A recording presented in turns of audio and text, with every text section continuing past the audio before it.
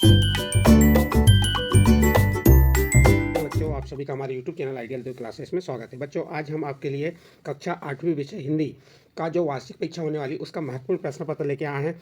जो अभ्यास प्रश्न पत्र है, जो आपकी परीक्षा की दृष्टिकोण से बहुत ही महत्वपूर्ण, इसमें सभी प्रश्न लेके आए हैं। जितने भी आपके प्रश्न हैं, किस प्रकार के प्रश्न आएंगे, कितने अंक के प्रश्न आएंगे और आपको कितने शब्दों में लिखना है, ये सभी प्रश्न आपके लिए यहाँ लेके आए हैं और एक एक प्रश्न को आपको समझाते हुए हम बताएंगे। तो चलिए देखते हैं कक्षा 8वीं वार्षिक परीक्षा 2023-24 के लिए महत्वपूर्ण प्रश्न जो आपकी परीक्षा होने वाली, कब होने वाली है? 6 मार्च को पेपर इसका। चलिए देखते हैं क्या दिया है। हिंदी कक्षा 8वीं अभ्यास प्रश्न पत्र सेट 1, समय रहेगा आपका 2.5 घंटा और जो पूर्णांक रहेंगे आपके कितने रहेंगे? पूर्णांक 60 अंश के रहेंगे। सभी प्रश्न अनिवार्य है, प्रश्नों के उत्तर निम्नानुसार लिखे जाएँ। स्टार्टिंग रहेगी आपके बहुविकल्पी प्रश्न। जो बहुविकल्पी प्रश्न है ये आपके 5 रहेंगे, प्रश्न 1 से लेके 5 तक। तो इसका पहला प्रश्न देखते हैं। पहला प्रश्न क्या कह रहा है? भारत रत्न लता मंगेशकर को स्वर कोकिला क्यों कहा जाता है? क्योंकि वे, चार ऑप्शन दिए हैं। ए नंबर अच्छी नृत्यांगना थी, बी नंबर सुरीली गायिका थी, सी नंबर दक्ष चित्रकार थी और डी नंबर है प्रसिद्ध लेखिका थी। तो चार ऑप्शन में सही आंसर क्या होगा आपका? बी नंबर का ऑप्शन सही है, तो आप बी नंबर के ऑप्शन पे टिक मार्क करने का है, टिक मार्क, या आपको आंसर में बी नंबर सुरीली गायिका थी लिख देंगे। इस प्रकार से आपका प्रश्न नंबर 1 कंप्लीट हुआ। प्रश्न नंबर 2, श्री मुक्तानंद जी से मिलिए, पाठ किस विधा का है? चार ऑप्शन दिए, ए नंबर संस्मरण, बी नंबर कहानी, सी नंबर व्यंग्य और डी नंबर रिपोर्टाज। तो इसका सही आंसर आ जाएगा आपका, सोचिए इसका सही आंसर क्या होगा? मुक्तानंद जी ने मिलिए, पाठ किस विधा का है? तो इसका सही आंसर आपका सी नंबर व्यंग्य आएगा। तो इसका सी नंबर का ऑप्शन सही है। नेक्स्ट इसके बाद थर्ड नंबर क्या कह रहा है? शेषव काल शब्द में समास है। जो आपका शेषव काल शब्द में समास है, कौन सा समास है ये आपको बताना है। ए नंबर तत्पुरुष समास, बी नंबर कर्मधारय समास, सी नंबर अविभाव समास और डी नंबर द्वंद्व समास। तो इसका सही आंसर आ जाएगा ए नंबर, कौन सा? तत्पुरुष समास। फिर प्रश्न नंबर 4 है, मध्य प्रदेश राज्य का गठन कब हुआ? जो हमारा मध्य प्रदेश राज्य है इसका गठन कब हुआ? यहाँ 4 ऑप्शन दिए हैं, 4 ऑप्शन में से आपको चुन के बताना है कि मध्य प्रदेश राज्य का गठन कब हुआ। ए नंबर 1 नवंबर 1956 को, बी नंबर 1 नवंबर 1952 को, सी नंबर 1 नवंबर 1954 को, डी नंबर 1 नवंबर 1958 को। तो बच्चों इसका सही आंसर आ जाएगा आपका ए नंबर 1 नवंबर 1956 को किसका गठन हुआ था? मध्य प्रदेश राज्य का गठन हुआ था। इसके बाद प्रश्न नंबर 5 है, किस आसन की आकृति बैठे हुए खरगोश जैसी प्रतीत होती है? देखिए यहाँ पे आसन से संबंधित है। किस आसन की आकृति बैठे हुए खरगोश जैसी प्रतीत होती है? शशकासन, सर्पासन, मकरासन, पद्मासन। तो ये चारों ऑप्शन में से आपको बताना है कि इसका सही आंसर क्या है। तो इसका सही आंसर आ जाएगा ए नंबर शशका आसन। ठीक है, इस प्रकार से आपके जो 5 अंक के बहुविकल्पी प्रश्न थे वह कंप्लीट होते हैं। उसके बाद आपको 5 प्रश्न आएंगे, रिक्त स्थानों की पूर्ति कीजिए। प्रश्न क्रमांक 6 से 10 तक के प्रत्येक प्रश्न आपके 1-1 अंक के रहेंगे। देखिए प्रश्न नंबर 6, वात्सल्य की तड़प ने वृद्धा की खालिस्तान बढ़ा दी थी। तो इसका सही आंसर आ जाएगा जीविसा, जीविसा क्या कर दी? उसने बढ़ा दी थी। फिर प्रश्न नंबर 7 है, लोलुप, लोलुप का अर्थ खालिस्तान है। तो आप आंसर बताएंगे, लोलुप का अर्थ है लालची। तो इसका खालिस्तान क्या आ जाएगा? लालची आ जाएगा। इसका नेक्स्ट प्रश्न है प्रश्न नंबर 8, महाभारत में खालिस्तान ने पांडवों को आत्मविश्वास से भर दिया था। तो जो महाभारत था उसमें पांडवों को आत्मविश्वास से किसने भरा था? तो आप आंसर बता देंगे, श्री कृष्ण ने। किसने भरा था? श्री कृष्ण। तो खालिस्तान में श्री कृष्ण आ जाएगा। नेक्स्ट प्रश्न है आपका प्रश्न नंबर 9, कमल का पर्यायवाची। खालिस्तान शब्द है तो आपको कमल का पर्यायवाची बताना है। तो आप बता सकते हैं कमल का पर्यायवाची क्या है? नीरज। तो आपके खालिस्तान क्या आ जाएगा? नीरज। नेक्स्ट प्रश्न है, अनुराग शब्द का विलोम खालिस्तान है। तो अनुराग शब्द का विलोम क्या होगा? विराग। अनुराग शब्द का विलोम क्या हो जाएगा? विराग। इस प्रकार से आपका प्रश्न नंबर 10 भी कंप्लीट होता है। इसके बाद नेक्स्ट प्रश्न आते हैं आपके अति लघु उत्तरीय प्रश्न, जो प्रश्न 11 से 16 तक रहेंगे और प्रत्येक प्रश्न आपके 2 अंक के रहेंगे। तो आपको 2 अंक का ही लिखना है, जैसे हमने यहाँ बताया। देखिए प्रश्न 11, मुक्तानंद जी अपनी कार्य सिद्धि के लिए किन नीतियों का प्रयोग करते हैं? प्रश्न क्या है? मुक्तानंद जी अपनी कार्य सिद्धि के लिए किन नीतियों का प्रयोग करते हैं? आप उत्तर बताएंगे, मुक्तानंद जी अपनी कार्य सिद्धि के लिए शाम, दाम, दंड, भेद सभी नीतियों का प्रयोग करते हैं। इस प्रकार से आपका प्रश्न नंबर 11 का उत्तर आपको कंप्लीट हुआ यहाँ पे, और इतना ही लिखना है। 2 अंक का है, 2 अंक लाइक का ही लिखना है, ज़्यादा लिखने की आवश्यकता नहीं है। नेक्स्ट प्रश्न है आपका प्रश्न नंबर 12, अपराजिता पाठ की लेखिका ने अपनी पंक्तियों से किसे प्रेरणा लेने को कहा है? प्रश्न क्या है?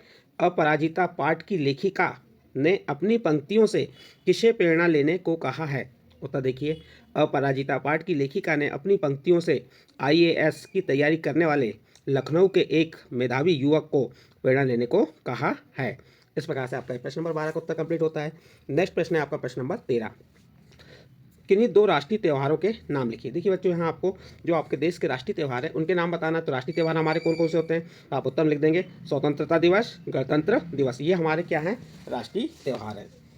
इसके बाद नेक्स्ट प्रश्न है आपका प्रश्न नंबर 14। महेश्वर मध्य प्रदेश के किस जिले में स्थित है? प्रश्न क्या है आपका? महेश्वर मध्य प्रदेश के किस जिले में स्थित है? आप उत्तर बता देंगे महेश्वर मध्य प्रदेश के इंदौर जिले में स्थित है। यह इंदौर से लगभग 105 किलोमीटर दूर है। प्रश्न था महेश्वर मध्य प्रदेश के किस जिले में स्थित है? तो आप बता देंगे इंदौर जिले में है, और इंदौर से लगभग कितना? 105 किलोमीटर दूर है। इस प्रकार से आपका प्रश्न नंबर 14 का उत्तर कंप्लीट होता है। नेक्स्ट प्रश्न है आपका प्रश्न नंबर 15।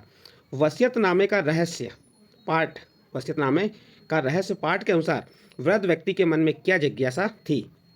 जो वसीयतनामा पाठ था, पाठ के अनुसार आपको ये बताना है कि वृद्ध व्यक्ति के मन में क्या जिज्ञासा थी। आप उत्तर में क्या बताएंगे? तो उत्तर बताएंगे पाठ के अनुसार वृद्ध व्यक्ति के मन में यह जिज्ञासा थी कि महल में मिले युवक एवं रूपवती कन्या द्वारा किए गए उत्तरों का अर्थ जान सके। ये उसके अंदर क्या थी? एक जिज्ञासा थी। इस प्रकार से बच्चों आपका प्रश्न नंबर 15 भी कंप्लीट होता है। इसके बाद नेक्स्ट प्रश्न आता है आपका प्रश्न नंबर 16। प्रश्न नंबर 16 क्या कह रहा है? रेड क्रॉस के सदस्यों को कैसे पहचाना जा सकता है? प्रश्न क्या है आपका? रेड क्रॉस के सदस्यों को कैसे पहचाना जा सकता है? तो आप उत्तर में क्या बताएंगे? रेड क्रॉस के सदस्यों को उनकी ड्रेस तथा उनके लाल क्रॉस के निशान से पहचाना जा सकता है। इस प्रकार से आपके जो 2 अंक के प्रश्न थे यहाँ पे समाप्त होते हैं। इसके बाद आपके लघु उत्तरीय प्रश्न आते हैं, जो प्रश्न 17 से 22 तक रहेंगे, और ये प्रत्येक प्रश्न आपके 3 अंक के रहेंगे। देखिए प्रश्न नंबर 17 क्या क्या पूछ रहा है? आत्मविश्वास पाठ के लेखक के मित्र के गुणों पर प्रकाश डालते हुए बताइए कि हमें इससे क्या शिक्षा मिलती है। क्या प्रश्न है आपका? आत्मविश्वास पाठ के लेखक के मित्र के गुणों पर प्रकाश डालते हुए, जो आत्मविश्वास पाठ के लेखक हैं, लेखक के मित्र के गुणों पर आपको क्या करना है? प्रकाश डालते हुए बताइए कि हमें इससे क्या शिक्षा मिलती है। तो आप उत्तर में क्या बताएंगे? उत्तर देखिए इसका। आत्मविश्वास पाठ के लेखक के मित्र किसी भय को देखकर तुरंत घबरा जाते थे। जो आत्मविश्वास पाठ के लेखक के मित्र थे, मित्र किसी भी भय को देखकर तुरंत घबरा जाते थे।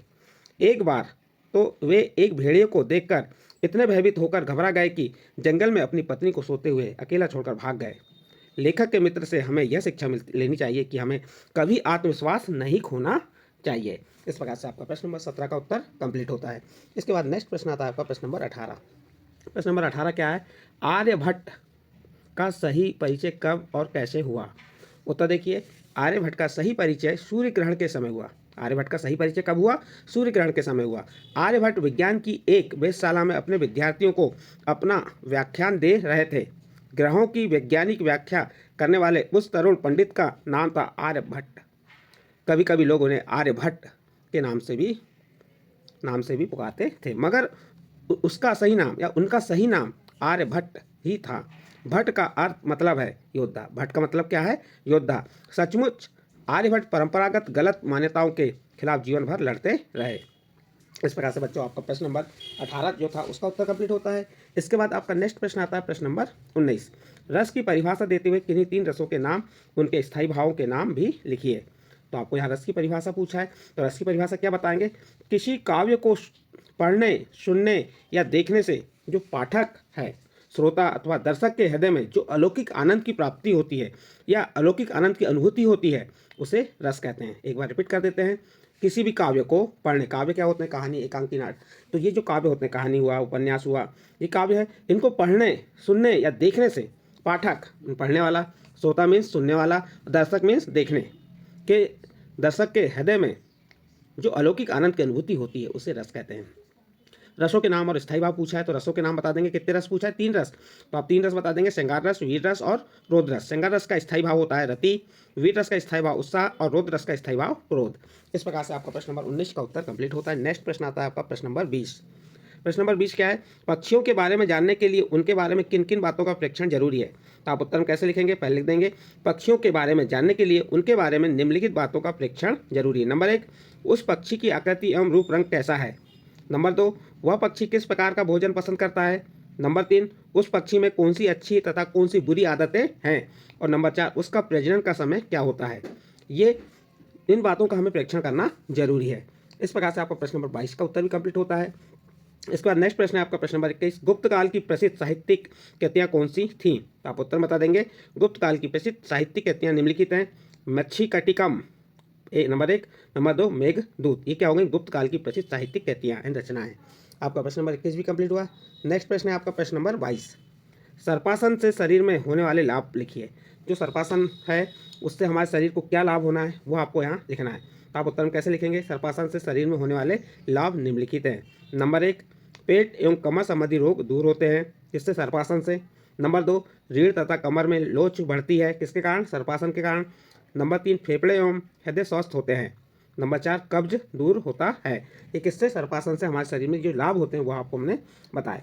इसके बाद बच्चों आपके यहाँ पे प्रश्न 23 तक 22 तक कंप्लीट होते हैं जो 3 अंक के थे। इसके बाद आपके दीर्घ उत्तरीय प्रश्न आते हैं 23 से 26 तक, जो प्रत्येक प्रश्न कितने अंक के रहेंगे? आपके 5 अंक के रहेंगे। चलिए प्रश्न नंबर 23 क्या कह रहा है? निम्नलिखित पंक्तियों का संदर्भ सहित व्याख्या व भावार्थ लिखिए। जो आपको ये पंक्ति दी है, दौलत पाए ना कीजिए सपने में अभियान, दौलत पाए ना कीजिए सपने में अभिमान, चंचल जल दिनचारी को ठाऊ न रहू निदान। तो इस पंक्ति का आपको संदर्भ लिखना है। संदर्भ में आपको ये बताना है कि ये किस पाठ से लिया गया है और इसके लेखक या कवि कौन है, और इसका भावार्थ बताना। जैसे संदर्भ में आप किस प्रकार संदर्भ लिखेंगे? प्रस्तुत पंक्ति, ये जो पंक्ति है हमारी पाठ्य पुस्तक भाषा भारती के पाठ गिरधर की कुंडलियाँ से अवतरित है, इसके कवि गिरधर है। ये संदर्भ में लिख दिए। अब इसका भावार्थ या व्याख्या कैसे करेंगे? तो देखिए, हमें धन संपत्ति प्राप्त करके स्वप्न में भी घमंड नहीं करना चाहिए। दौलत पाए ना कीजिए सपने में अभियान, यानी हमें धन संपत्ति प्राप्त करके स्वप्न में भी घमंड नहीं करना चाहिए। चंचल जल दिनचारी को, यह संपत्ति तो जल के समान क्या है? चंचल है। चंचल जल दिनचारी को, यानी यह संपत्ति तो जल के समान चंचल है। ठाऊ ना रहत निदान, बहुत थोड़े समय रहती है, अंत में यह एक स्थान पर नहीं रहती है। इस प्रकार से आप प्रश्न नंबर 23 का उत्तर कंप्लीट करेंगे। नेक्स्ट आपका प्रश्न आता है प्रश्न नंबर 24। प्रश्न नंबर 24 क्या कह रहा है? विक्रम संवत का प्रचलन उज्जैनी के महान सम्राट विक्रमादित्य ने विदेशी आक्रमणकारी शक राजाओं पर अपनी विजय के उपलक्ष्य में ईसा पूर्वक सन 57 में किया था। उक्त पंक्तियों की ससंदर्भ व्याख्या कीजिए। तो आपको क्या करना है कि ये जो पंक्ति है किस पाठ से ली गई है उसके बारे में, और उसकी आपको क्या करना है? व्याख्या करना है। चलिए, प्रस्तुत पंक्ति यानी जो आपकी ये पंक्ति है, प्रस्तुत पंक्ति हमारी पाठ्य पुस्तक भाषा भारती के पाठ 9 संवत्सर से अवतरित है या ली गई है। अब व्याख्या देखिए, विक्रम संवत का प्रचलन उज्जैनी के महान सम्राट विक्रमादित्य ने विदेशी आक्रमणकारी शक राजाओं पर अपनी विजय के लक्ष्य में ईसा पूर्व सन 57 में किया था। तो उसका व्याख्या में लिखेंगे, उज्जैनी के एक महान सम्राट थे। उज्जैनी के कौन थे? एक महान सम्राट थे, उनका नाम विक्रमादित्य था। शक राजाओं ने विक्रमादित्य के राज्य पर आक्रमण कर दिया था। इन विदेशी आक्रमण करने वाले शक राजाओं को विक्रमादित्य ने परास्त कर दिया, उन पर जीत प्राप्त की। अपनी जीत के संदर्भ में खुशी में यह संवत चलाया गया। यह संवत ईसा सन से 57 वर्ष पूर्व प्रारंभ किया गया। इस संवत का नाम उनके नाम के आधार पर विक्रम संवत किया गया। इस प्रकार से आपको जो पंक्ति दी थी उसका संदर्भ लिख के व्याख्या करना था, जो आपको हमने कैसे करना है ये बताए। अब इसके बाद नेक्स्ट प्रश्न आता है आपका प्रश्न नंबर 25। ये प्रत्येक प्रश्न कितने अंक के हैं? आपके 5 अंक के। क्या कह रहा है प्रश्न नंबर 25? पिता को वार्षिक परीक्षा की जानकारी देने हेतु पत्र लिखिए। देखिए, पत्र कैसे लिखते हैं? इधर आप पता लिख देंगे, आप जहाँ रहते हैं, छात्रावास मिशन उच्चतर माध्यमिक विद्यालय। फिर लिखेंगे किसको पत्र लिखना है? पिताजी को। तो क्या पिताजी क्या कहेंगे हम? आदरणीय पिताजी, सादर चरण स्पर्श। कल प्रातः आपका पत्र मिला, मैं यहाँ पर स्वस्थ एवं सानंद हूँ। आशा है कि भगवान की कृपा से आप भी सकुशल होंगे। मैं यहाँ पर अपनी वार्षिक परीक्षा की तैयारी करने में जुटा हुआ हूँ, इसलिए पत्र देने में विलम्ब हुआ। वार्षिक परीक्षा संभवतः कब से है? 6 मार्च 2024 से शुरू होगी। मैं शाला के प्रारंभ से ही पूर्ण मनोयोग से पढ़ाई कर रहा हूँ, अतः मुझे अपनी परीक्षा में प्रथम श्रेणी में उत्तीर्ण होने की पूर्ण आशा है। आपका आशीर्वाद ही इस दिशा में मेरे लिए आशा का संबल सिद्ध होगा। माताजी को चरण स्पर्श तथा छोटे भाई बहनों को मेरा ढेर सारा प्यार। पत्रोत्तर की प्रतीक्षा में दिनांक, जिस दिनांक को लिखे, और जो आपका प्रिय पुत्र कनिष्ठ। इस प्रकार से यहाँ पे पता लिख देंगे, फिर पिताजी को पत्र, इधर डेट लिख देंगे, इधर अपना स्वयं का नाम लिखेंगे। इस प्रकार से आप प्रश्न नंबर 25 को कंप्लीट कर सकते हैं। इसके बाद नेक्स्ट प्रश्न आता है आपका प्रश्न नंबर 26। निम्नलिखित शीर्षकों में से किसी एक शीर्षक पर निबंध लिखिए। यहाँ 3 शीर्षक दिए हैं, आदर्श अध्यापक, कोई प्रिय खेल, कंप्यूटर की उपयोगिता। आपको जो भी यहाँ पे शीर्षक अच्छा लगा उस पर आप लिख सकते हैं। जैसे मैंने आदर्श अध्यापक के बारे में बताया, तो इसको लिखने का तरीका कैसे? निबंध को सबसे पहले आप रूपरेखा तैयार कीजिए। रूपरेखा में प्रस्तावना, प्राचीन काल में अध्यापक का गौरव, वर्तमान दशा, मेरे आदर्श अध्यापक और उपसंहार। फिर उसके बाद आप डिटेल से लिखिए। प्रस्तावना, हमारे जीवन में गुरु का सदैव से महत्वपूर्ण स्थान रहा है। जिस प्रकार भद्दे घड़े को कुम्हार ठोक पीट कर सही आकार प्रदान कर देता है, उसी प्रकार गुरु भी शिष्य को साम दाम दंड एवं भेद की नीति अपनाकर उसके जीवन को सही दिशा देता है। ये प्रस्तावना में लिख दिए। फिर दूसरे नंबर में प्राचीन काल अध्यापक का गौरव, ये सेकंड नंबर का पॉइंट लिखेंगे। प्राचीन काल से ही भारतवर्ष में अध्यापक का गौरवपूर्ण स्थान रहा है। इस तथ्य का हमारा इतिहास गवाह है कि भगवान राम ने भी गुरु से शिक्षा ग्रहण की, श्री कृष्ण ने भी गुरु संदीपन के आश्रम में रहकर शिक्षा ग्रहण की, एकलव्य ने गुरु द्रोणाचार्य की मिट्टी की प्रतिमा बनाकर भक्ति युक्त मन से विद्याभ्यास किया और निपुणता प्राप्त की। इस प्रकार से प्राचीन काल के बारे में बता दी। फिर उसके बाद वर्तमान दशा। आज की स्थिति ऐसी है कि शिक्षक विद्यालयों कॉलेजों में मात्र वेतन प्राप्ति के लिए जाते हैं। उनका उद्देश्य विद्यार्थियों को आदर्श शिक्षा प्रदान करना नहीं रहा। आज अधिकांश शिक्षक अनुपयोगी राजनीति में पकड़ अपने कर्तव्य को भूल चुके हैं। वर्तमान दशा की बता दी है। इसके बाद मेरे आदर्श अध्यापक उसी को कह सकते हैं जो समय पर स्कूल आता हो, रोज नियमित रूप से कक्षा में अपने विषय का अध्यापन कराता हो, राजनीति के प्रपंचों से दूर हो तथा सदैव विद्यार्थी की कठिनाइयों का निराकरण करने के लिए तत्पर रहा हो। वो कौन है? आदर्श अध्यापक है। मेरे प्रिय शिक्षक हैं कृष्णकांत जी। वे बहुत ही मृदुभाषी, योग्य तथा अपने विषय पर पूर्ण अधिकार रखने वाले शिक्षक हैं। सभी छात्र उन्हें प्रेम करते हैं तथा उनका सम्मान करते हैं। वे जब कक्षा में पढ़ाने जाते हैं तो सभी छात्र एकाग्रचित होकर उनका व्याख्यान सुनते हैं। मैं उनके प्रति श्रद्धान्वित हूँ। उपसंहार में क्या लिख देंगे? सदगुरु ही शिष्य को सही दिशा दे सकता है। तो इस प्रकार से जो शीर्षक था हमारा आदर्श अध्यापक, उसको किस प्रकार से लिखना है ये बताए।